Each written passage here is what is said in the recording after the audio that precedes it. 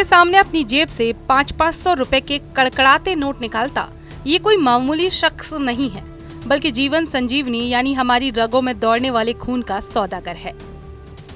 बीमारियों से जूझते अपनों को बचाने के लिए भोले भाले आदिवासी खून के लिए दर दर भटकते हैं और ऐसे ही जरूरतमंदों को ये सौदागर शिकार बनाता था।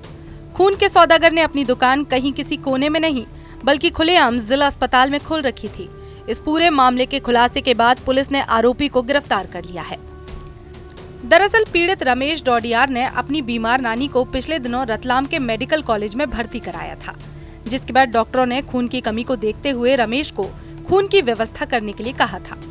रमेश भटकते भटकते जिला अस्पताल में साइकिल स्टैंड चलाने वाले परमेश्वर परमार के संपर्क में जा पहुंचा।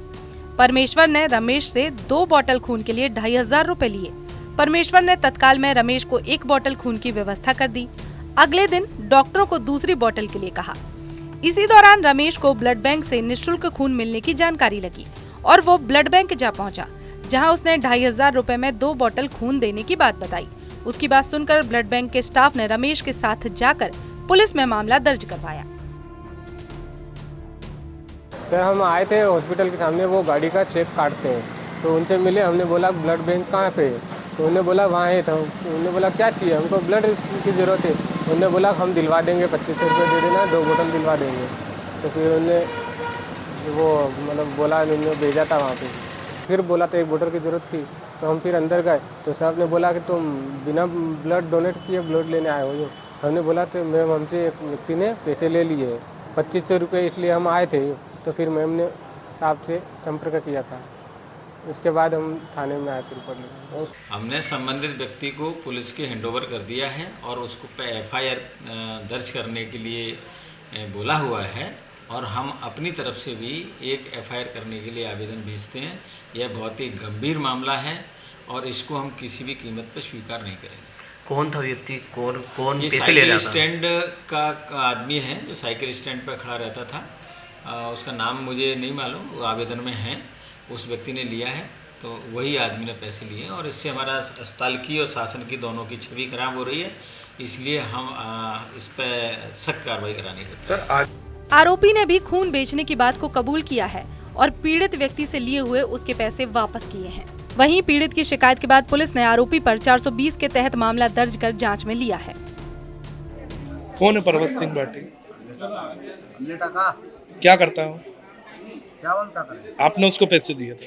हाँ जी। और आपने इससे कितने पैसे लिए थे और किस चीज के लिए लिया था? ब्लड के लिए फोन लगाया था परवत सिंह भाटी ने। फिर क्या हुआ?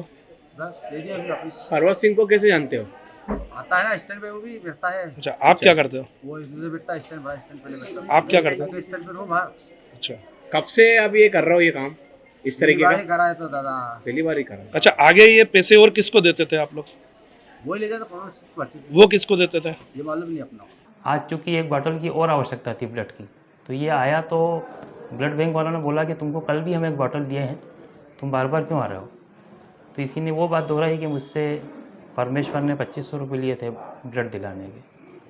तो ब्लड बैंक वालों ने वहाँ पे जो डॉक्टर चिकित्सक महोदय को बुलाया, उनको पूरी बात बताई, तो उन्होंने बताया कि ब्लड बैंक में ब्लड के लिए पैसे नहीं लगते हैं।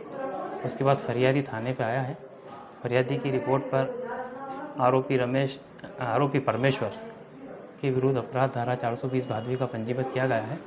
आरोपी को राउंड अप कर लिया गया है। परमेश्वर कौन है ये? परमेश्वर ये पार्किंग में काम करता है, जो अस्पताल परिसर में जो पार्किंग है वहाँ पे काम करता है। अस्पताल प्रबंधन की नाक के नीचे चल रहे इस गोरख धंधे ने कई सवाल खड़े किए हैं। वहीं अस्पताल प्रबंधन अब इस घटना के खुलासे के बाद भविष्य में ऐसी घटनाओं की पुनरावृत्ति रोकने के लिए इंतजाम करने की बात कह रहा है। अस्पताल में गंभीर बीमारियों से जूझते लोगों को रोजाना खून की जरूरत होती है। ऐसे में लोग रक्तदाता की व्यवस्था करते हैं। ब्लड बैंक भी मरीजों के परिजनों की मदद करता है, लेकिन यदि खून का ही सौदा होने लगे तो ये एक बड़ी समस्या बनने के साथ ही एक कालाबाजारी का धंधा भी बन जाएगा।